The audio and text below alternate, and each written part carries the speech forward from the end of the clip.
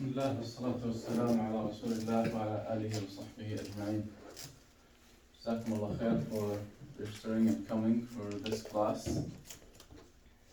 And I want to quickly not waste any minute because inshallah we'll need that time. I'll jump directly to quick introduction about this text, why we're studying this text. This text is one of the easiest, and to an extent it's very inclusive. There are some very advanced topics or details are not mentioned in this text, but of course you don't need them. And like to reach a level of reading, understanding words and sentences, you don't need extra advanced details. Inshallah, this text will be more than enough. If we study it, know the meaning exactly, know the rulings of every line mentioned, then inshallah we will master at least knowing the structure. Because sometimes even if, let's say we finish this class perfectly, inshallah, then if you go to read text, you might see a new word sometimes, right?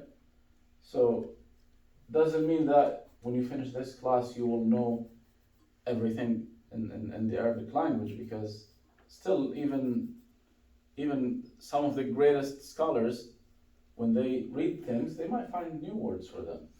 But they have the ability now to look for the meaning of this missing word. But as of main structure, no, we should know everything now. Bi'idhnillah. Okay? So this text, as I sent in the group, is a poem, and it consists of 155 lines, summarizing a book. That book is called Al-Muqaddimah fi al-Nahu, the introduction in the Arabic grammar. The original book is written by a scholar called Ibn Ajurrum. So this guy just summarized the original book in a nice way, and we will see the reason now inshallah when we read his introduction. We'll read what's the reason. So it starts with, and by the way, before I start, inshallah my mechanism will be like this. We will take words from few lines. Those will be our new words every week to memorize, okay? To know the meaning and memorize them as words. And of course I will explain all lines and we'll study what grammar in those lines. But because I know it's limited the amount of words that we can memorize every time, then I just assign keywords of some lines that I will write here and we'll talk about them, okay? So first thing, this is the introduction, and he wrote this poem in year 1120 in Hijri calendar, which is 1708 in Gregorian calendar. He's from Mauritania, so your neighbors. So he said, قال عبيد ربه محمد الله في كل الأمور أحمد. قال means said. That's his name. And Ubayd Rabbihi is kind of the servant of Allah. He's not his name, but he's calling himself as the small servant of Allah. That's Ubayd Rabbihi. Muhammad, and his name is Muhammad. That's his name. Muhammad, that's his name. Allah fi kulli al-umuri ahmadu means I say Alhamdulillah in all matters. That's kull, all, al-umur, in all matters. And this is the way that all scholars start anything. They start with Alhamdulillah, and then they start with Salah ala Rasul sallallahu alaihi wasallam. Second line, Musalliyan ala Rasul al-Muntaqa wa alihi wa sahbihi dhawi at-tuqa. Wa ba'du. Then, now he is starting. فَالْقَصْدُ بِذَا الْمَنْظُومِ. The reason, his intention of making this poem, that's his reason. تسهيل منثور ابن آج الرومي. He wants to make the book of Ibn Ajurrum, easy to read and memorize. Okay, so just to make it easy for people, he wrote this poem. لمن أراد حفظه وعسر, for anyone wants to memorize it and found it difficult to memorize a book, just words written in a book, then it's easy to memorize poem. عليه أن يحفظ ما قد نثر والله أستعين في كل عمل إليه قصدي وعليه المتكل. I seek Allah's help, والله أستعين في كل عمل, in anything I do in my life. إليه قصدي وعليه المتكل. My intention is always pure to Allah subhanahu wa ta'ala, and we seek Allah's tawakkul ala Allah, we put our trust in Allah Azza wa Jal. So that's just introduction, of course, and saying Alhamdulillah wa salatu wa salam wa Rasulullah, that's the beginning of anything. Now he jumps to the main thing, the start. He says, إن الكلام عندنا فلتستمع لفظ مركب مفيد قد وضع. Let's start from inna. What is inna? Anyone knows what's the meaning of inna? Yeah, it's letter of confirmation. Whenever you see inna, that it's what's after inna just is confirmed. So it's indeed is possible meaning, right? So, but it's called harf tawkeed, so confirmation letter. Al-kalam is like the speech, the words that we use when we speak. So here he wrote a nice definition to words, to speech. What are words? Speech, what is it? How to define it? It's not any sound, right? Because I can make sounds, but they are not words. I can say, you don't understand anything. I didn't say any word, right? We can turn on like cars noise. You're not listening. There is a sound, but it's not words. It's not speech. So his definition is for the words لفظ مركب مفيد قد وضع. So لفظ means it's pronounced. So it is a sound. But what kind of sound? مركب. مركب means it's built on each other. It's not just one sound. No, it's amount of sounds built on each other. And the main thing, مفيد. So it's meaningful. That's the point. So it's sounds built on each other and meaningful. And they are put in intention. They are not just arbitrary sounds. So that's the definition of words. Now, أقسامه التي عليها يبنى, the parts of, or the how we define the type of words. In Arabic, there are only 3 types of words: اسم, فعل, and حرف. So as he said, أقسامه التي عليها يبنى اسم وفعل ثم حرف معنى. So the first part is ism. Let me write it here now. That's the first part, is ism. What's the meaning of ism? Anyone knows? Like in English? Noun. Yep.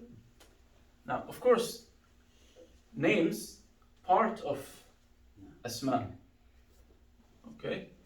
So ism is noun. Okay? And the second part is fi'l.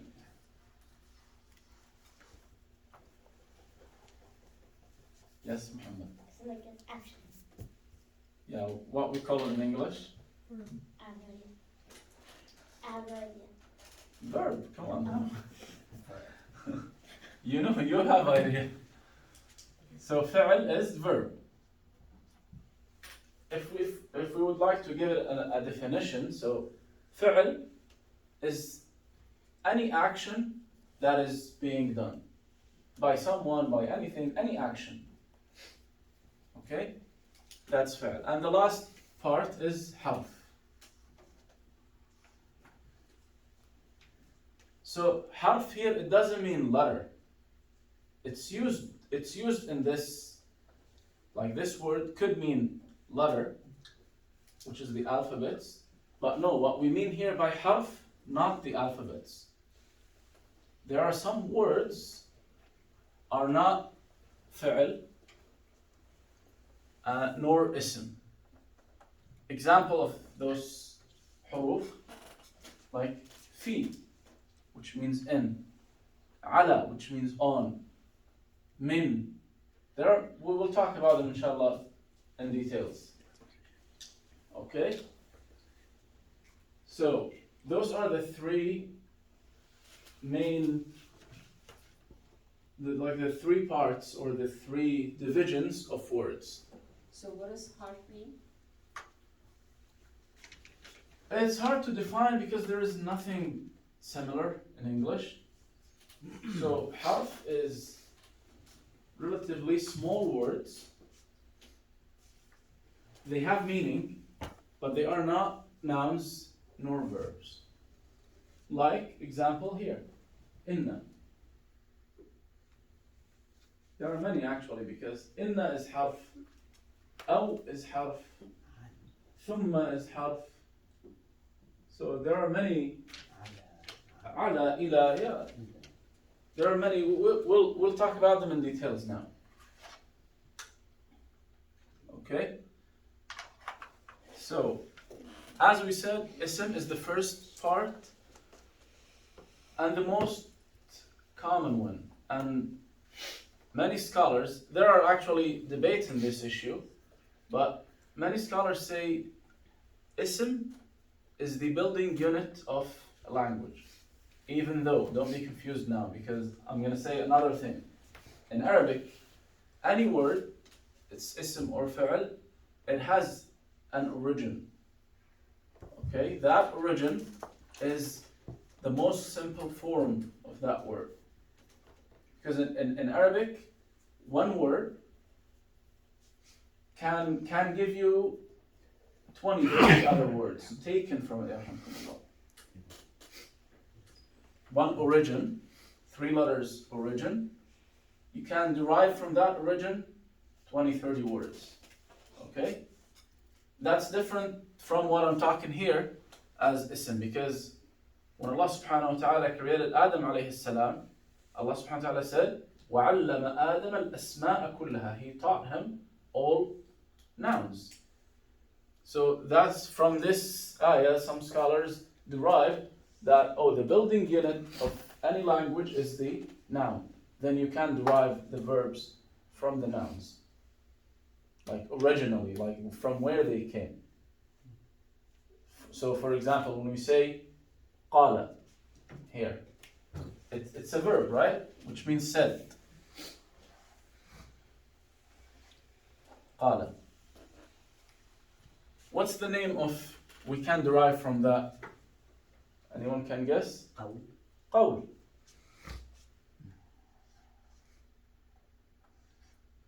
Okay, qawl is noun. Qawl means anything that has been said. That's qawl. Okay? So that's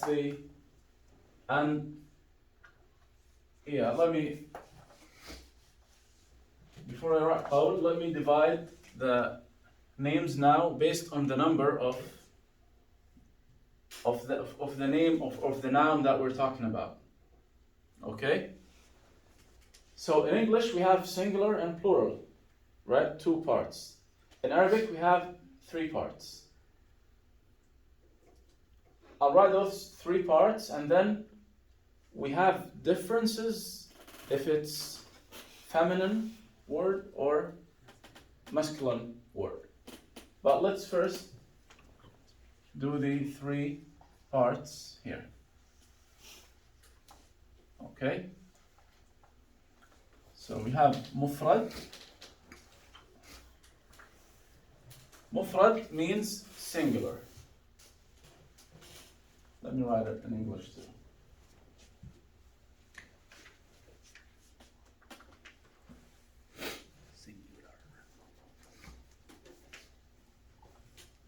Okay. Then مثنى, which is my name, by the way, but it's different meaning. My name doesn't mean this, okay? So that's 2. And then we have جمع,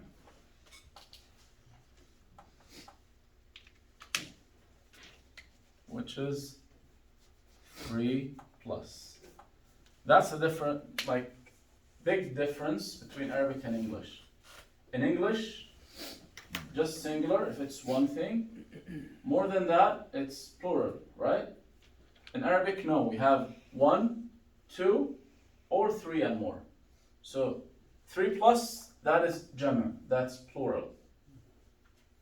If it's 2, no, it's not plural. Okay? What is 2 called again?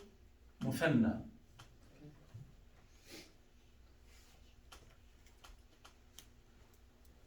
So let's see. Let's take examples. And I want everyone to think also of example. Okay. So for example, masjid, we all know this word, right? Is it ism or fi'l or harf? It's ism. Ism, right? Because it's a noun. It's ism for something. It's not an action. It's ism. When I say masjid, am I talking about one thing or 2 things or 3 or 10? One thing. So which one of those will be? The mufrad, right? Here. That's masjid.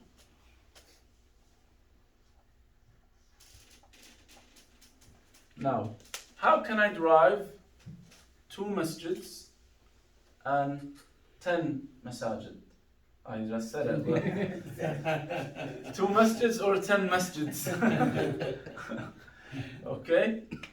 So the muthanna is like this. Masjidan. Okay? In the future we will see it could be masjidan or masjidain.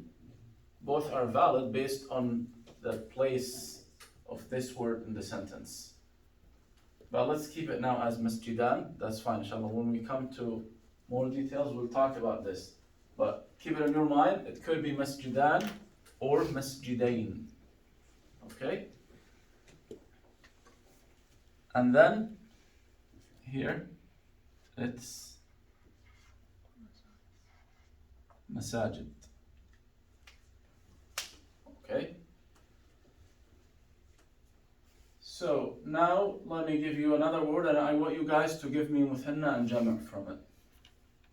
And I'll try to give you similar, like same weight, same structure of this word. So the muthanna and jama' will be the same. Okay? I'll explain now why is that. When we take the completely different word, different structure of the word, muthanna and jama' could be different. Okay?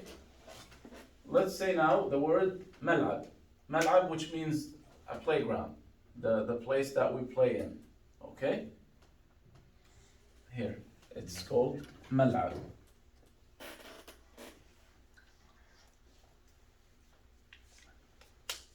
Who can give me the muthanna? Wait. Yes. Mal'aban, good job. It's exactly the same. Then 3 or more.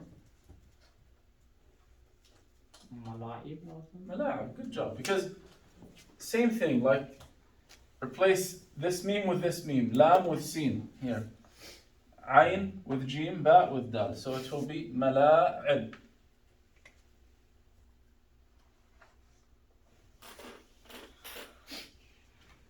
Okay? Now, if I say Bayt, Bayt means house or home. Okay?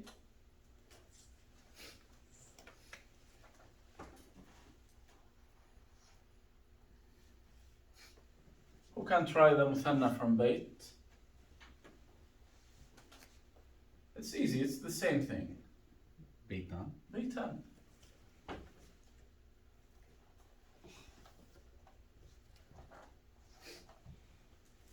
And what's the jama'?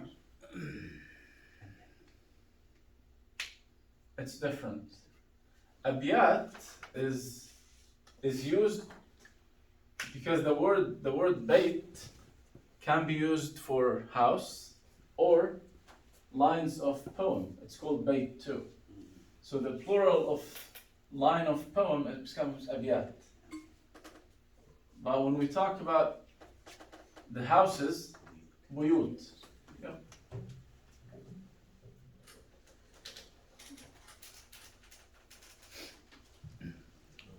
Okay? So- houses is buyut? Yeah. Buyut. Now let's think about the connection between ism, asma, because ism is one noun. Again, that's a good example. Ism, isman, or asma. So asma is plural, 3 or more. The connection between asma and af'al. What is it? Who can think about something? Here, why masjid is called masjid? And this is the debate that I mentioned before. Is the verb first or the noun first? Who came first in the language and the other is derived from? So, what action of salah is, sujood. So, the verb here is sajada. Okay? Sajada means made sujood. And this is the most simple form. 3 letters verb. Okay? Sajada. So from sajada, I can derive a lot of words. Okay? Sajid, one of them by the way, from sajada. Okay? Masjid from sajada. Other tenses of the verb again can be derived. As if the masjid is the place where we make sujood. Okay? And same thing, mal'ab, who can give me the verb that is connected to this word? La'ib. La'iba, yep. Because la'iba as a verb, because la'ib can be a word, can be a noun. La'iba. But la'iba is a verb, means played. Okay? From Bayt, I know it's a little difficult, but try. Give it a try. What we do mostly, like the main thing that we do in homes. Or like what's the main thing that our homes do to us? We sleep over, right? Bata, yep.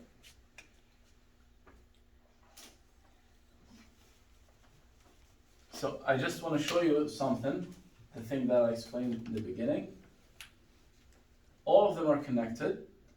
Nouns and verbs are connected in a way like the origin of the word.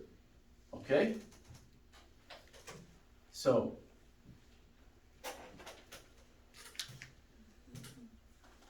now inshallah it's clear. Whenever we see any word, we can, if we know the meaning of that word, we can decide if it's ism or fi'l, right? So, now let's talk about af'al. Here, fi'l. It has also 3 groups. Okay? This is called fi'l madi, or 3 tenses. Even though it's in the poem it's more advanced, but I would like to mention it now so you guys don't get confused.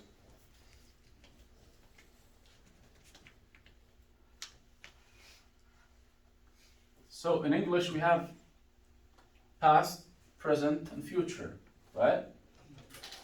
And in Arabic we have madi, which means past, mudari', which means present. We don't have future.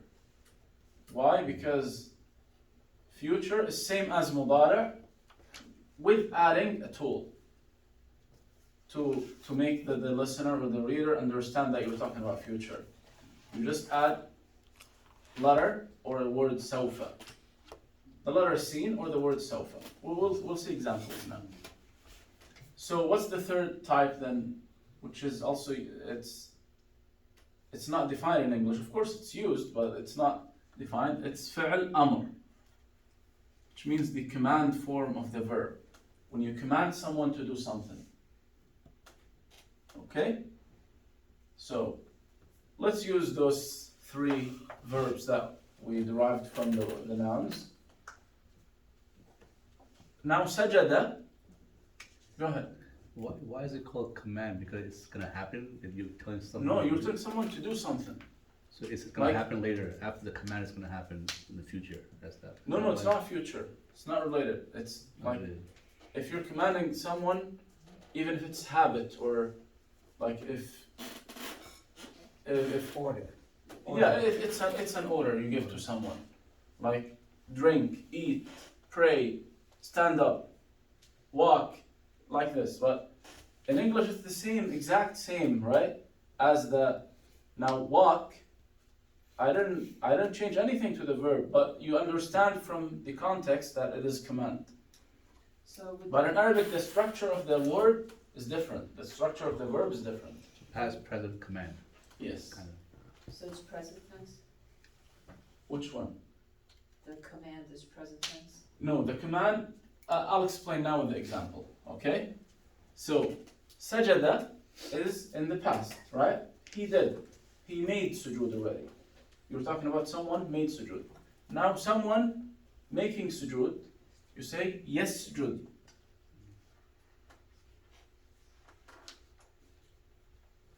Okay? And the command of it is, if you want to command someone to make sujood, what are you telling? Usjud, yes.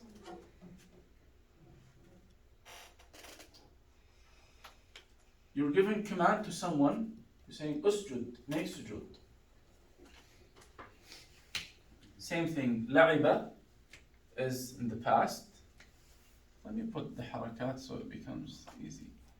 Sajada, la'iba, bata, yasjudu, usjud. So la'iba, now what's the mudari'? Yal'ab. You know.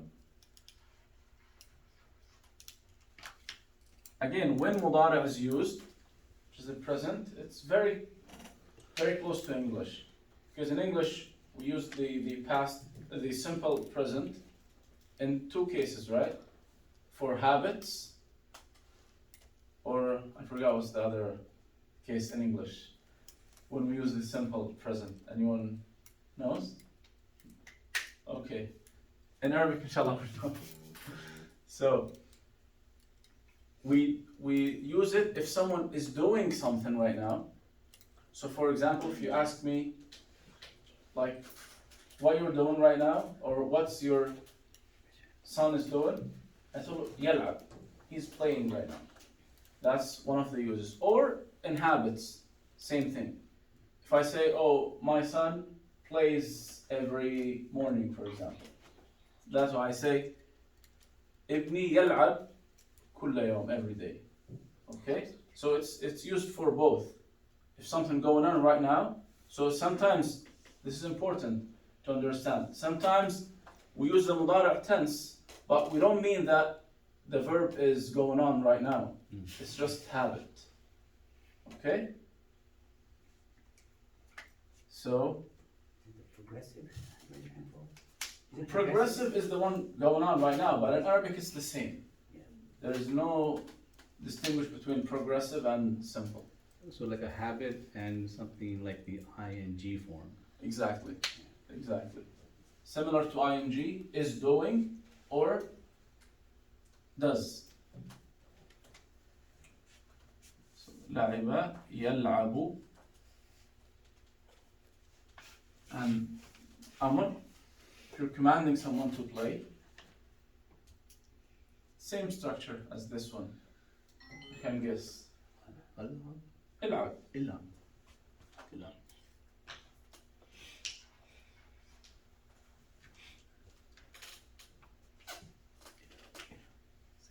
Okay.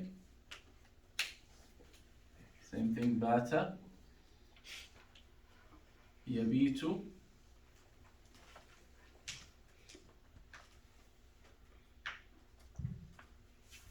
بت.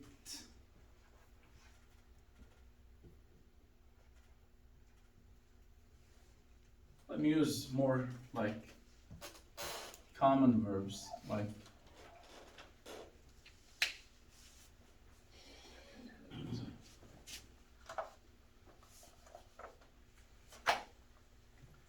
here, let me use here اسم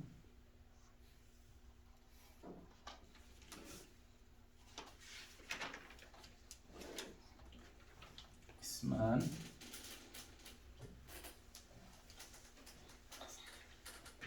أسماء, and here فعل. فعل means did.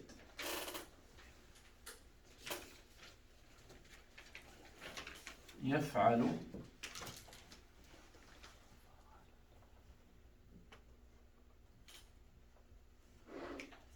يفعل. Good job. افعل.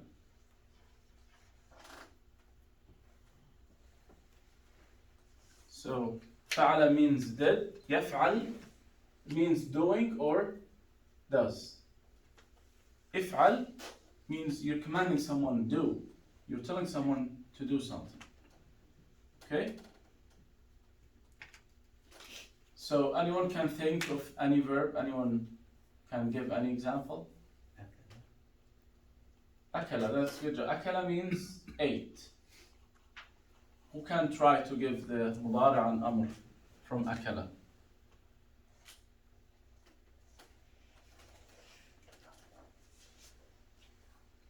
يأكل. Come on, Lisa, go ahead. Don't be shy. يأكل, yes. Good job. أكل يأكل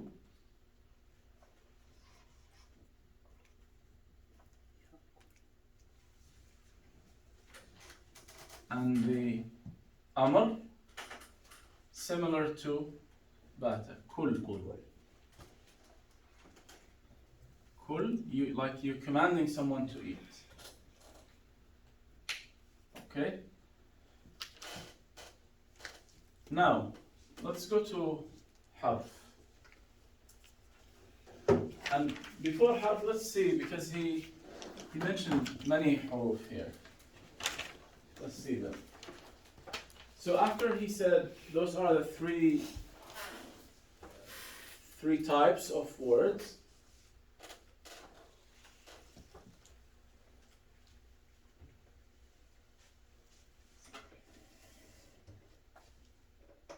okay, he said now how to distinguish any word.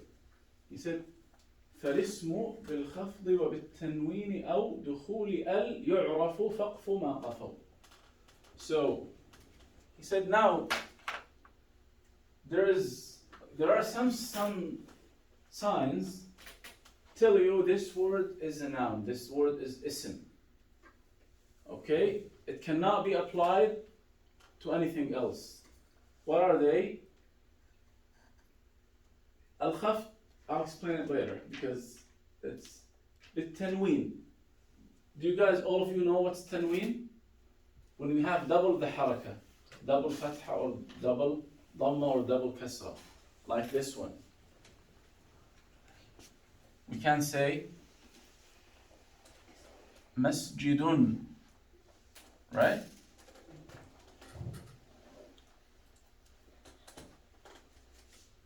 Don't worry, inshallah, we'll talk about it next week, this double haraka, right? Because you just saw the fatha kasra dhamma, right? But when we have double fatha or double kasra or double dhamma, that's called tanween.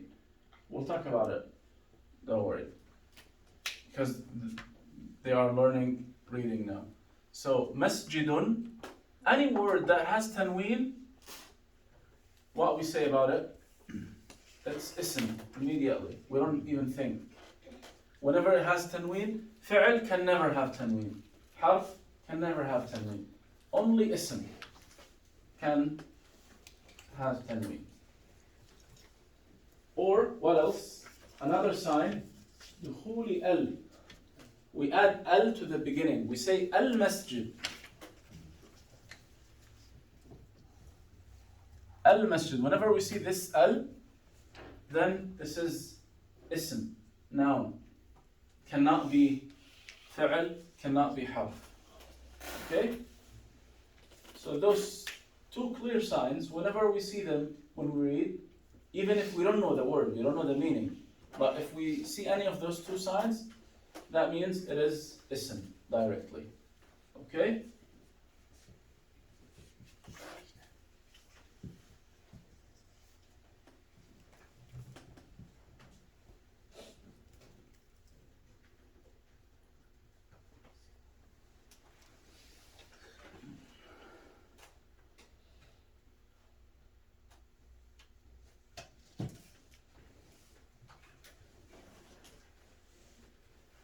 Okay.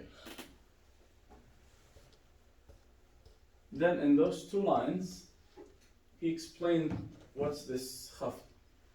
I'll just delay it for later time because khafd, it's same as jar, known as jar too. It's something known to the, or happen to the ism.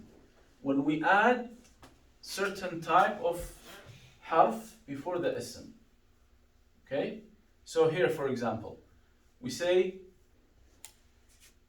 al-masjidu, right? That's the word by itself, al-masjidu.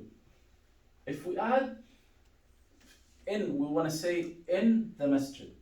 We say fi al-masjid, fil masjid, right? We add fi before it. Now, it cannot be fil masjidu, it will be fil masjidi. Of course, now don't worry about it. Don't memorize this case because we will come, inshallah, in the future in details when it's dhamma, when it's kasra, when it's fatha. Okay? But I just want to give you what's this thing. So this thing, which is called khafd or jar, is used for nouns only. Cannot be used. We cannot add any one of those letters before any verb.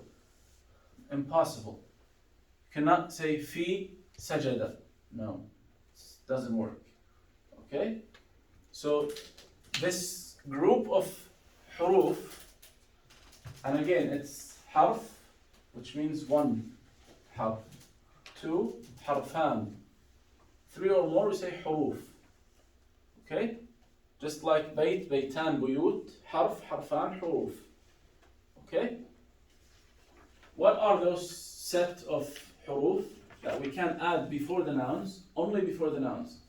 They cannot be added to anything other than nouns.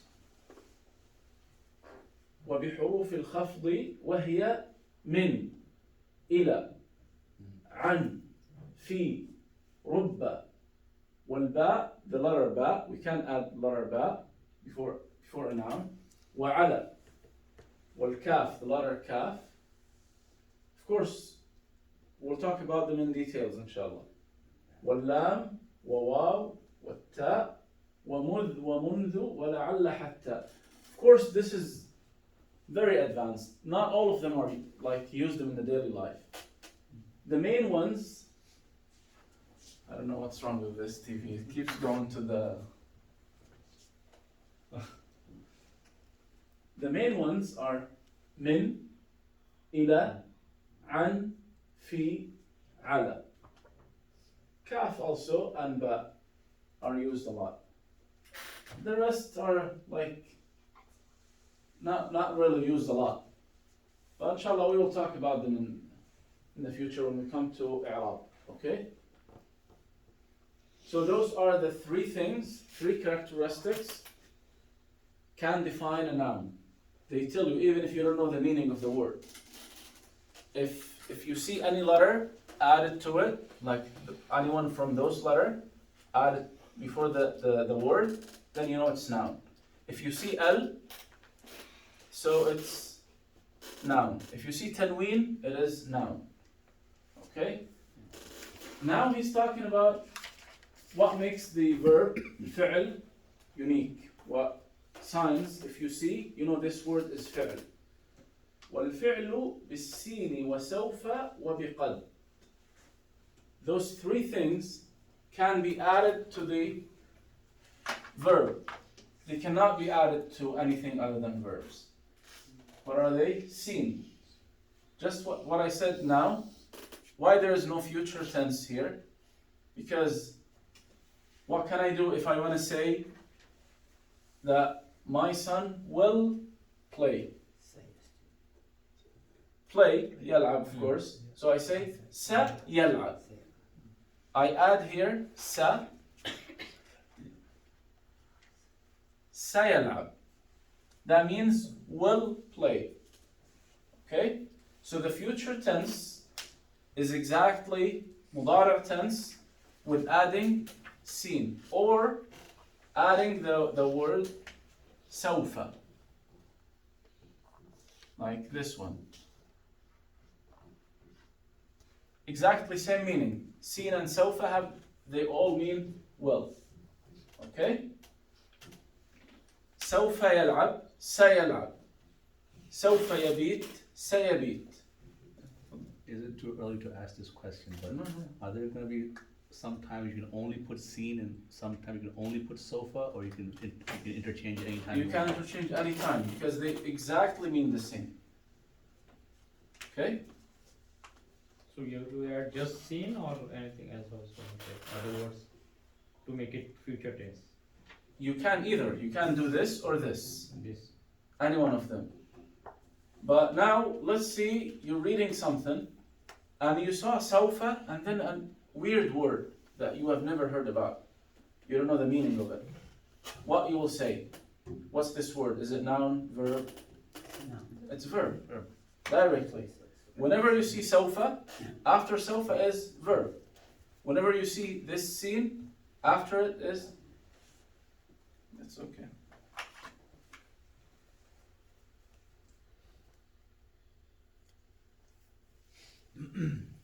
Okay, what's the next one? وبقد. قد, same thing. If قد is added here, قد means maybe. Okay? So I say قد يفعل. He maybe will do. Okay? قد يفعل. So my point is, according to the poem right now, I don't want to go deep in details now with this. Inshallah, we'll talk about like what will happen to the word after adding. No, now just whenever you see those are signs of verb. Okay? What التأنيث? Okay, so even though I wanted to talk about this later on, but I'll just mention it quickly. Because I don't want to like rush you with so much information. Now, when I say yasjud, okay, it's a verb, and I'm talking about absent, singular, male. Okay? Or let's take sajada here. Sajada, which means he made sujood already, right? Made sujood. But I'm talking about absent, singular, male. If I'm talking about a female, I have to add sajadat. So this ta is called ta ta'nith. Okay? The feminine ta. it makes the verb used with female. If I'm talking about my mom, I say sajadat. Okay, if I'm talking about my father, I say sajada. Okay? This is ta' ta'nith. Same thing. Whenever we see ta' ta'nith, even if we don't know the verb, it's a new verb. We don't learn it. But I know at least for sure that this word is a verb. Okay? So whenever I see ta' ta'nith, whenever I see sa, sawfa, qad, this is an indication that this word is verb. Okay? Then, harf. How to find out this is harf? والحرف يعرف بألا يقبل لاسم ولا فعل دليلا كبلا. Anything that doesn't have all of those signs cannot be used with it, it's harf. So if it's not fi'l nor ism, it's harf. Okay? And he just gave you a lot of huruf here as an example. Min, ila, and all of those are huruf. Okay, let me write them here. So this set is called huruf al-jar or huruf al-khafd.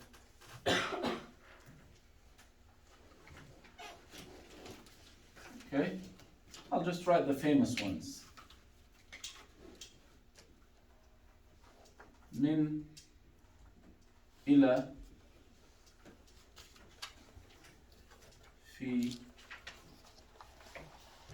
عن على then ba and kaf. Okay? What do they mean?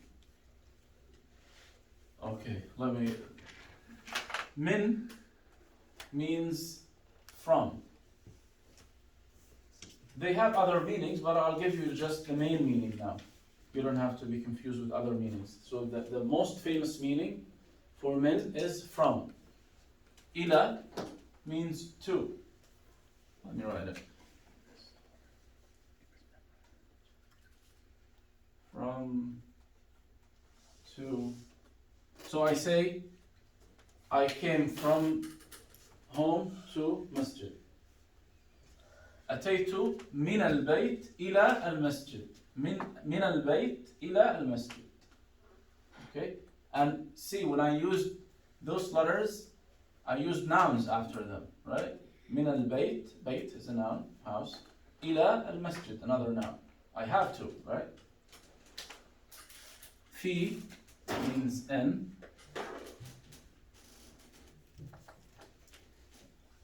عن, it's hard to say it in English, but I can say, for example, أعرضت عن الذهاب, which means I decided not to go. So عن is, yeah, let's use another easy example. I say سمعت عن هارون, for example. Means I heard about Harun, or I heard from Harun. Both can be used, okay? So سمعت عن هارون, it could be I heard about him. Depends what I'm saying, because if I say سمعت عن هارون blah blah blah, then I said something that he said. I'm narrating now. That's why sometimes when you read hadith, you say an. You see that the word an means narrating from. Okay? Ala means on. Like ala tawila, like on the desk, on the table. Okay, then ba and kaf. When you say bil qalam, that means by or with. in English. And kaf is used to, it's called tashbih, to feed it tashbih, which means if you want to describe something like something. Okay? So I say, for example,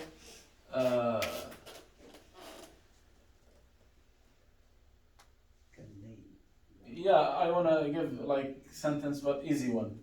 When I say البيت كالقصر, for example. This house is like a palace. So ka is like, it means like, so it's used to, yeah, let me write. Yeah, not comparison, it's tashbih, which means something look like something else. Okay? Description. Yeah, it's description, but when I have two nouns, I say, for example, وجهه كالقمر, like his face like the moon. Ka, that's why I said ka. Okay?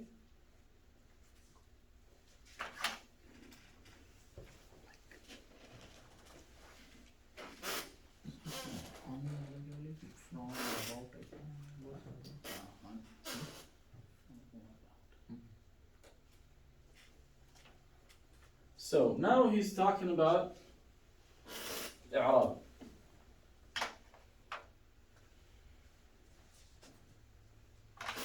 And of course, any concept should be defined first, right?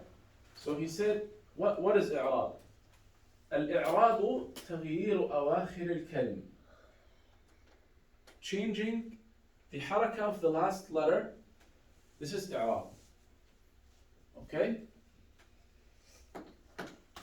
تقديرا أو لفظا.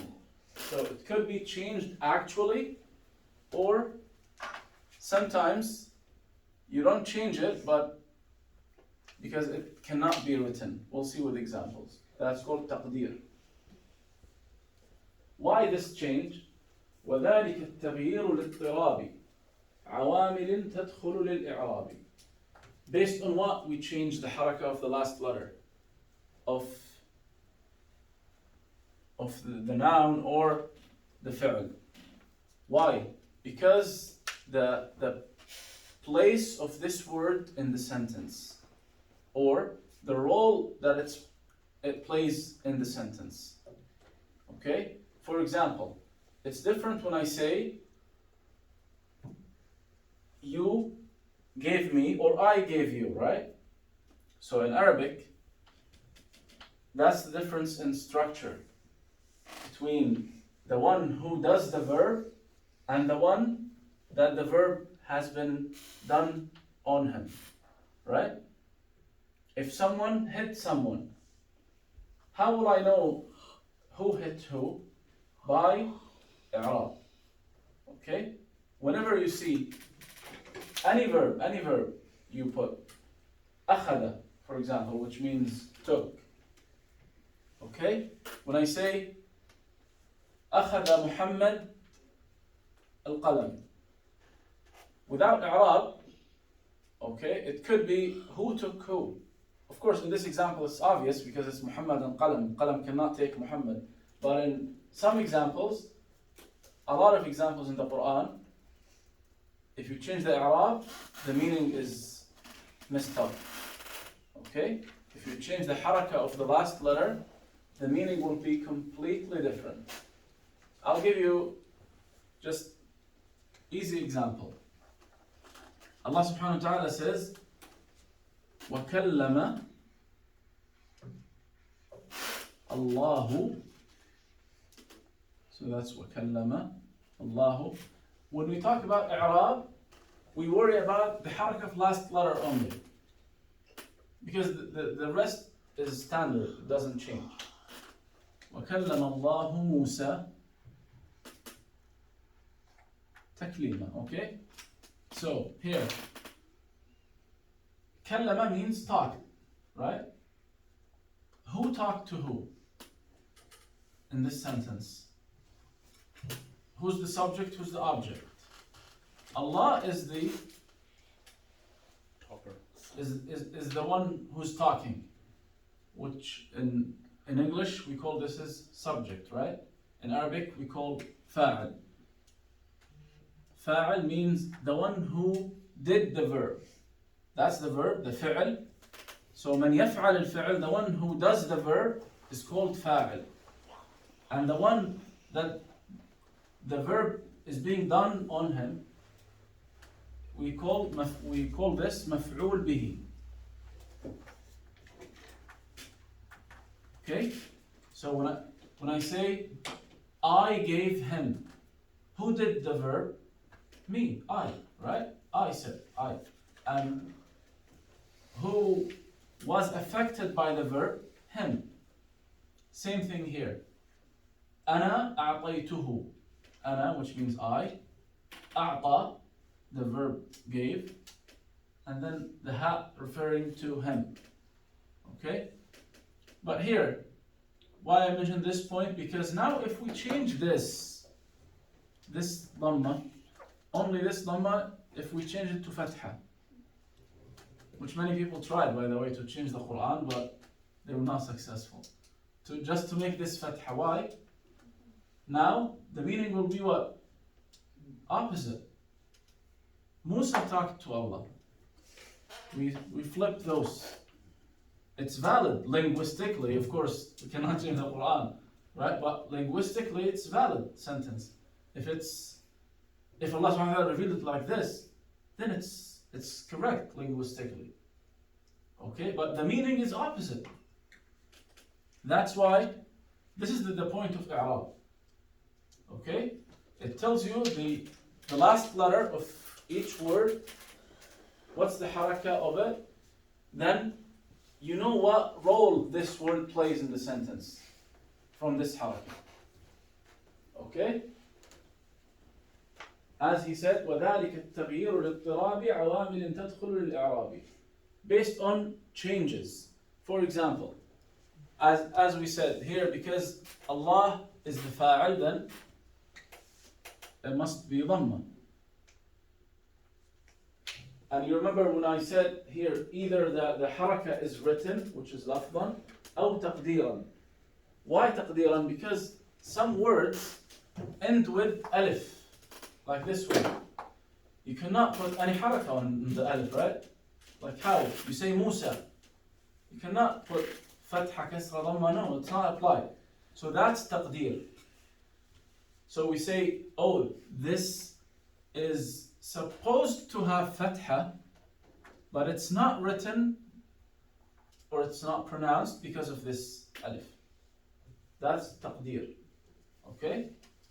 So taqdeer means it was supposed to be here. If it's another name, then we will have the fatha. If it's another letter other than this alif, then we'll have the fatha. Now what's أقسامه أربعة تؤم. There are 4 types of i'rab. I know that, by the way, the beginning is always like, the start is hard. But inshallah, eventually will be easier and easier, because once we have a little more information, we'll start to build sentences. Then it will be easier, inshallah, okay? So don't feel so bad. I know it's difficult, because all those things, just to start building sentences, okay? Now, i'rab has 4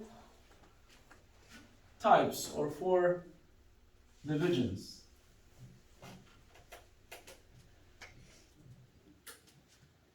And unfortunately, you need to just memorize them like this, okay? They don't have meaning. You have just to memorize them. رفع, نصب, جر أو خفض, and جزم. Okay?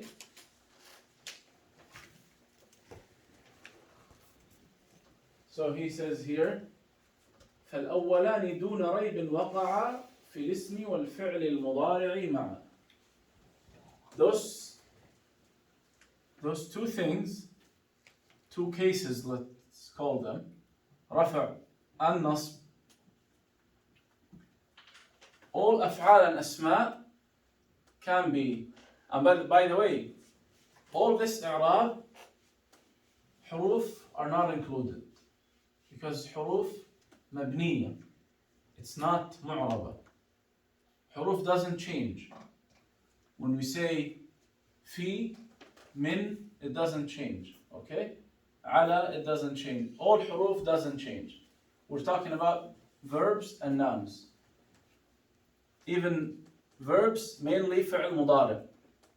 Because فعل ماضي مبني. It's always فتحة. The past form is always فتحة, فتحة, فتحة, فتحة, فتحة. If you list 1,000 verbs, it's all the same when it's past. Present, no, can be changed. So it is part of i'rab. And of course, all nouns are parts of i'rab. Okay? So that's why here he mentioned two things. He said, في الاسم والفعل المضارع. We're talking about here فعل مضارع عن اسم. Okay? So, and فعل الأمر is unique to this one, جزم.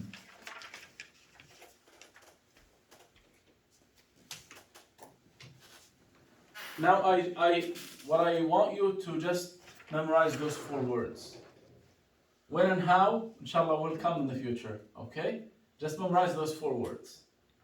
Yeah. The last thing you just said was what about jazm was what? Yeah. فعل أمر, it's linked with jazm. So, when we say, I'll put it in this way, maybe it's like better to understand. When we talked about asma, okay, the i'rab of all asma is one of those 3. رفع, نصب, jar. Jazm is not included with asma. Okay? When we come to af'al here, it's رفع, نصب, jazm. Jar is not included. Okay? Because what is jar? Here, when we add harf jar, and we said when we add this harf, it must be what? It must be noun. That's why verbs are not included with jar. Okay? Now just be familiar with those 4 words. Memorize their names. Okay? Don't worry about the details. Inshallah, we'll talk about it. Can you put the harakat so we pronounce it correctly? Yeah. So, رفع. So, yes, رفع. نصب. Or just make the last one, because the last one is changeable. So رفع, نصب, jar. Jar or خفض, it's the same thing. It's called both.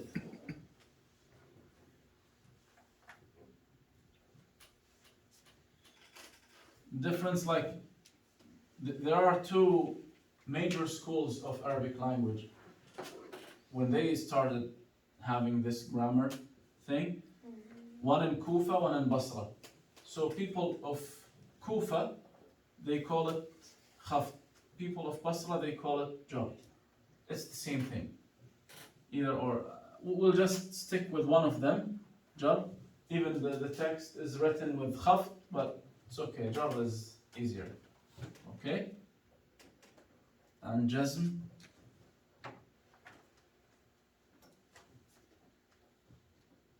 Okay? So, this is kind of introduction to know the parts or the divisions of each word. And by the way, cornerstone of learning any language is memorizing vocabulary. Okay? So, memorizing vocabulary is a must. No one will learn anything if we don't memorize vocabulary, because what you will talk or what you will read, what you will understand if you don't know the meaning. This, like the fuel of any language is vocabulary, right? So we need to give it more efforts to memorize vocabulary. If you guys prefer that I give you like I send you on the group list of words, like then you guys memorize the meaning of it, I'll do that inshallah. I already have the list from previous class, so I'll give you 10 words every class to memorize. Okay? Inshallah, I'll send it in the group. So now let's talk about the structure or how to build a sentence. How, like, because we see in English, all sentences must start with noun, right? They don't start with verbs, do they? In English, you cannot say, start the sentence, play, he, soccer, right? But you can say he plays soccer. So you start with the subject, correct? In Arabic, there are two ways to build or to structure your sentence.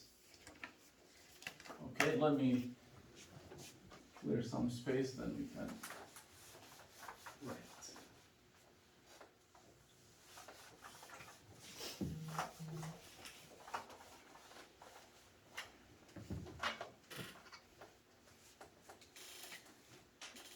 So this is أنواع الجمل. جملة means sentence. جملتان, two sentences. ثلاث جمل, أربع جمل. So جمل means three or more sentences. Okay? What are the types of sentences? We have two types. Okay? جملة. And from the name, you can't tell how it will look like. جملة اسمية. اسمية, it's coming from اسم, right? And جملة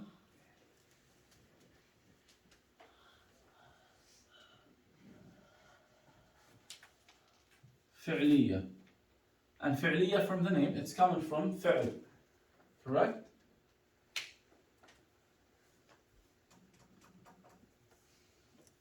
How we can tell if it's جملة اسمية or جملة فعلية? Very simple. We look at the first word of the sentence. If this word is اسم, then it is جملة اسمية. If the first word of the sentence فعل, then it's جملة فعلية. Okay? Can you say that again? How to decide if it's this one or that one?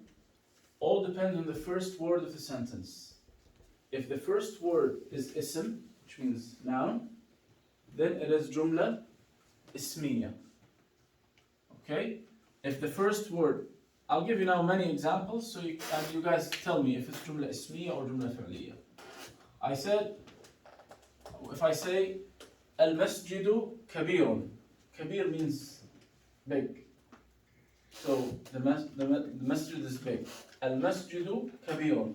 Is this sentence جملة اسمية أم جملة فعلية?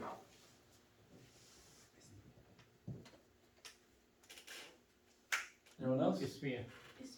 اسمية. Why? We started the sentence with a noun, with the ism, al-masjid, right? And let's assume that someone doesn't know the word masjid. But the fact that I said al-masjid, this al tells you that it's a noun. And then it tells you it's jumla ismiya, okay? Even if you don't know the word itself. But you should remember the signs of nouns and the signs of verbs. Okay, I'll give another verb. For example, the most simple example I'll give you. أكل أحمد اللحم. أكل means ate. Ahmed is a person. Lahm means meat. Okay? So, first of all, is this jumla ismiya am فعلية?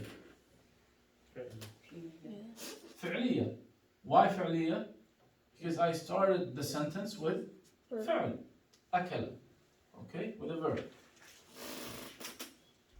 So, from those two examples, this is the standard structure of both. So this jumla ismiya it has two nouns. We call them, even if they are late in the poem, but I have to mention them here. The first noun, so it's mubtada plus khabar. Mubtada means the thing that we start with. Okay, so both are those mubtada and khabar are both our nouns. This is the standard form of jumla, the standard structure of jumla ismiya. As I said al-masjidu kabirun. Okay, al-rajulu tawilun. This man is tall. Okay.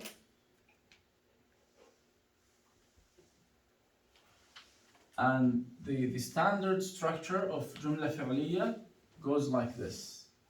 Why I said the standard? Because there are exceptions. There are other, I'll show you now some exceptions here.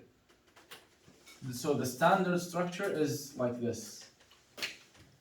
When I said akala Ahmed al-lahm, what's the first word? Akala, it's fi'l, right? Then what's the second one? Noun. What's this noun I just mentioned here? Is fa'il. Fa'il is the subject, the one who does the verb.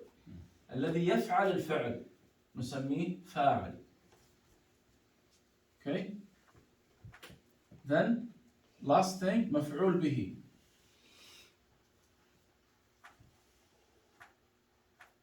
The one or the thing that is affected by the verb. وقع عليه الفعل. Okay?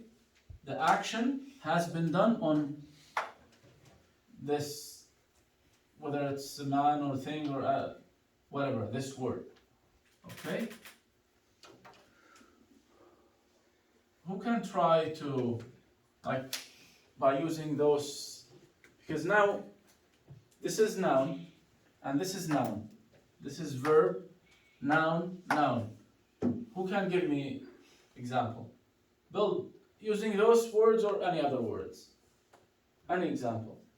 If you're stuck with a word, just put it in English, I'll give you the meaning in Arabic. But make sure you put this structure correct. Whether this one or this one.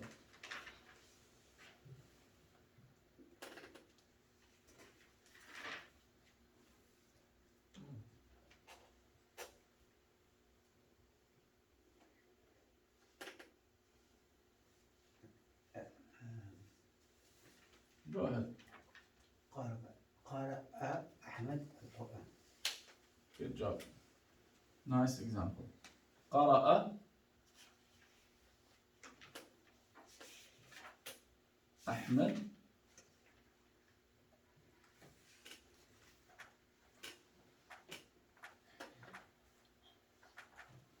and I don't know if you noticed that I'm trying not to give a haraka to the last letter because this is i'rab.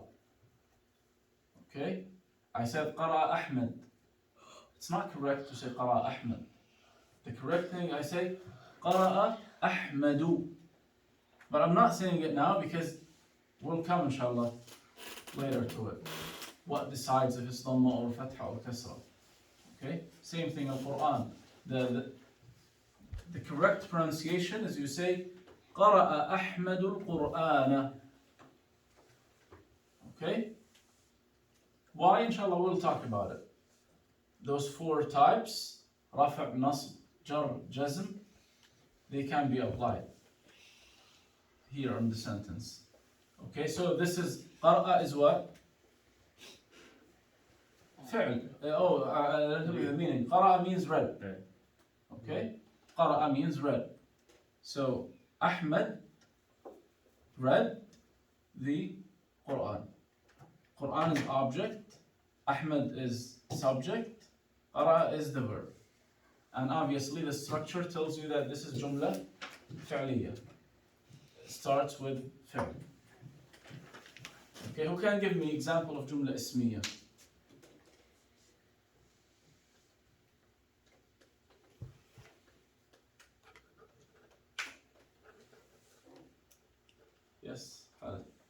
أنا كتب الكتاب. Yeah, but you're given the آه، complicated case. Just like in that class, you did the same thing. It's correct, but it's one step ahead. Give me just two nouns.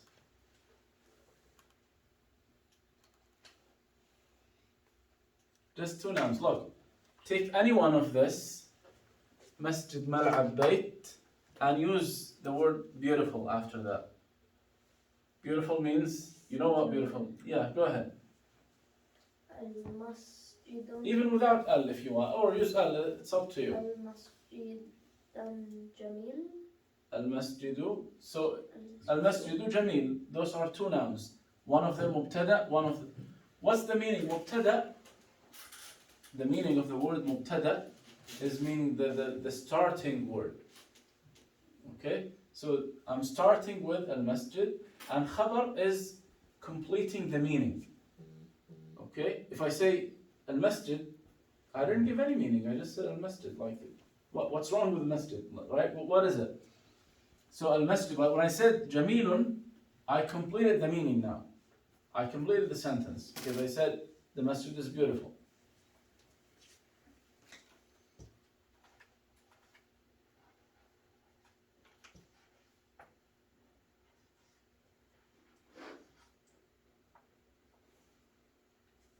Okay?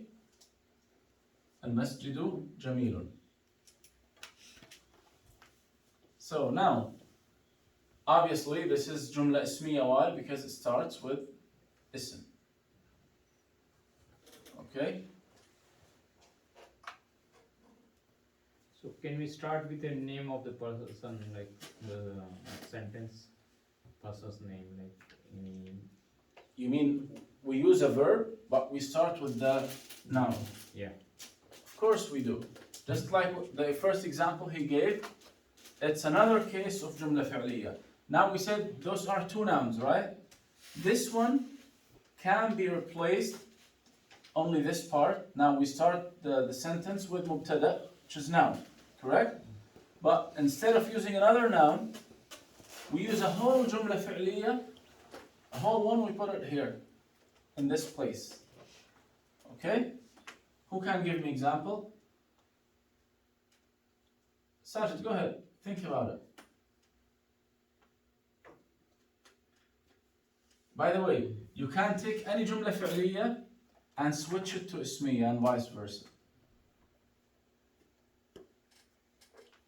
How? Take this sentence. قرأ أحمد القرآن.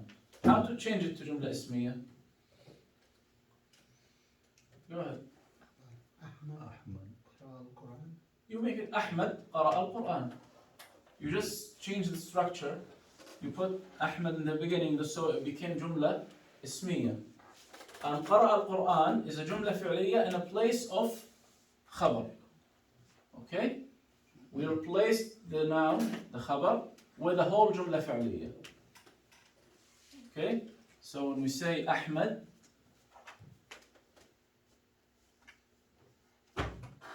قرأ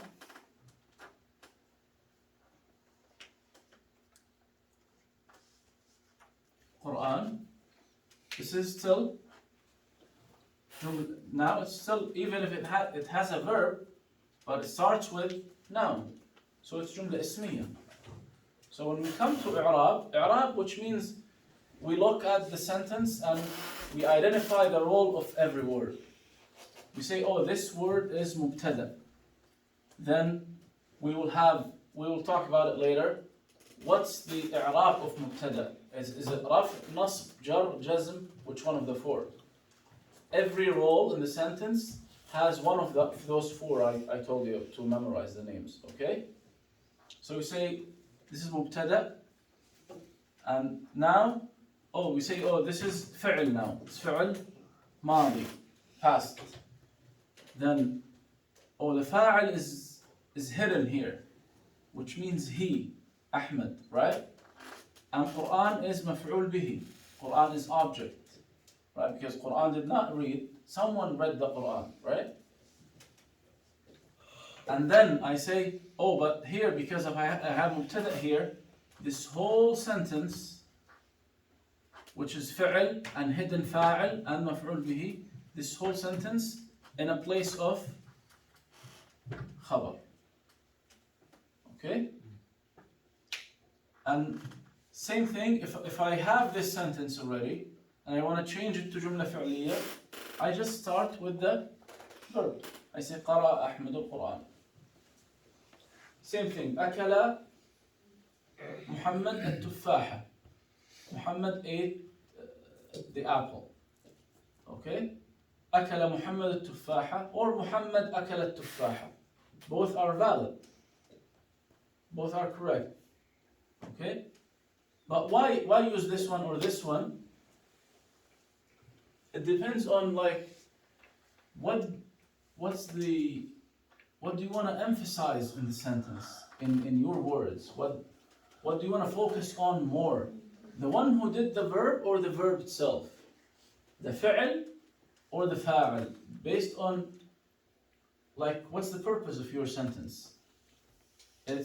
Are you talking mainly, let's say I'm talking mainly about a person, and all what I'm talking about is that person. It's still valid to put the verb first.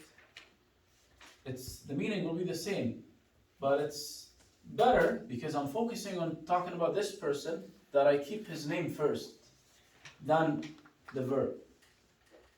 Okay? It's just, something like beauty stuff. It's not mandatory which one to use first, but always it's like this.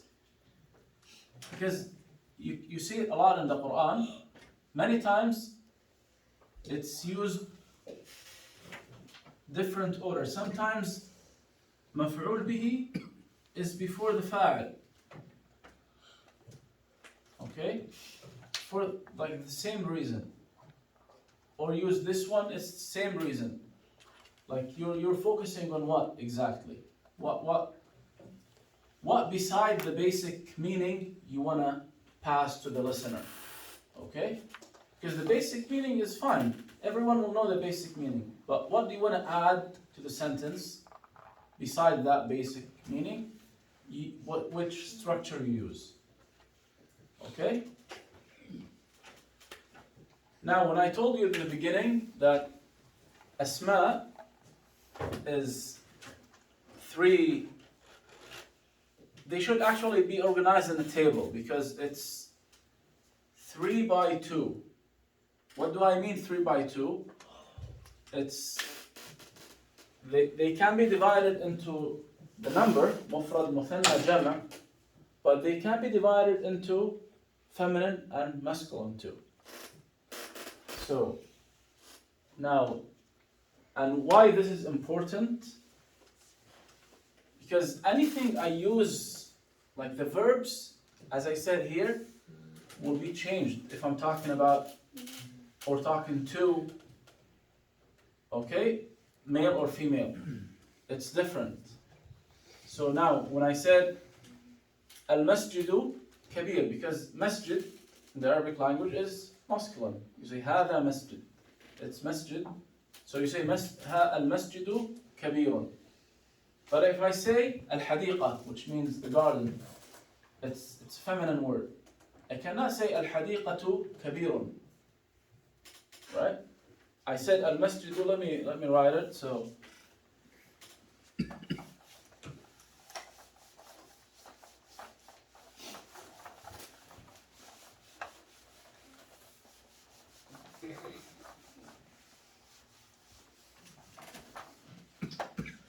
So the point is that I should be consistent.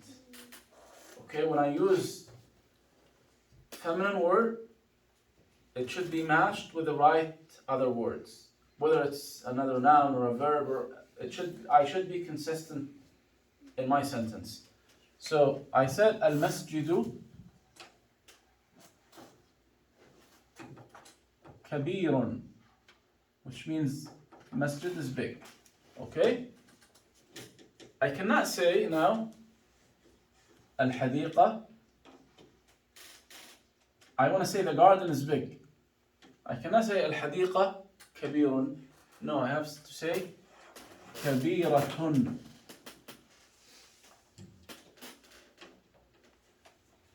Okay?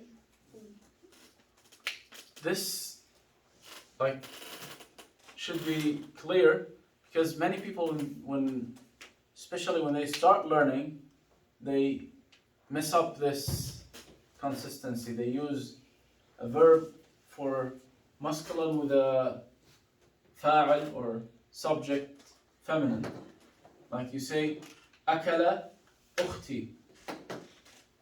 It's in English the same, right? I say my sister ate, right? In English, 8 is 8. No difference if my sister or my brother. But in Arabic, no, I cannot say أكل أختي. If I say أكل أختي, what you will understand? You will understand someone ate my sister. Because my sister cannot use with أكل. If I just say this, أكل أختي, immediately you'll understand that, oh, the fa'al is hidden because it's not meant, because أختي cannot be fa'al for أكل, cannot be subject for أكل. But if I say أكلت, now okay, fine. So she ate what? I have to say. Or if I want to just tell you that my sister already, you asked me like, did your sister eat? I want to tell you that my sister ate. Say أكلت أختي, like she did. Okay? So, for the past tense verb, it's super easy. You just add this tab here at the end. Sajada, that's for males. Female, sajadat. لعب, لعبت. بات, باتت. فعل, فعلت. أكل, أكلت. شرب, شرب means drank. شرب, شربت. Okay? It's easy, like you add one word to it, that's super easy. Comparing to here, مضارع. I'll keep the مضارع to the end. Let's talk about أمر. Same thing, all those, you're given commands or orders to a male. You say usjud, you're talking to your son, you tell him usjud. But if you're talking to your daughter, you say usjudi. Okay? Il'ab, that's you're talking to a male. If you're talking to a female, you say il'abi. So you add ya to the end. Let me write it here.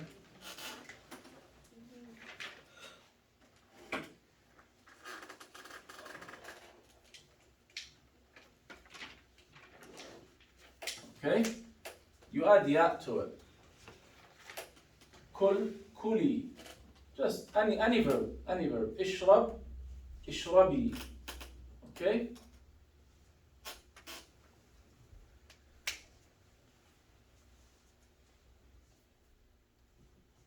So for the fi'l mudari' now.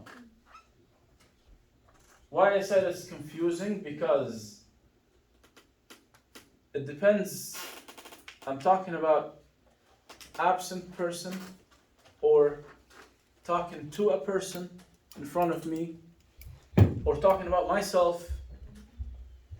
Oh, if this absent person, male or female, it's different.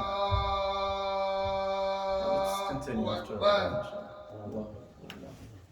الله أكبر الله